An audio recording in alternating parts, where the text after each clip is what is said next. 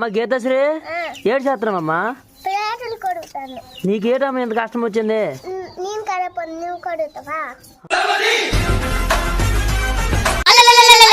అంత పని దాన్ని పెట్టు నువ్వు.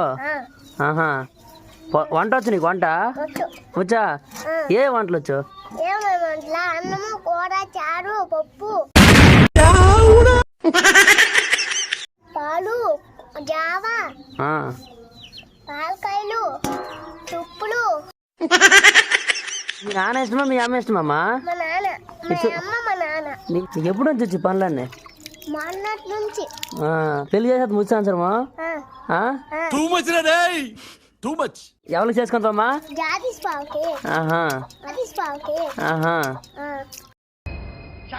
ఇష్టమైన కూర ఏంటి?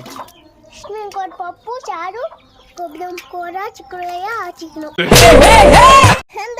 చెయ్యండి, అందరికి పంపియండి.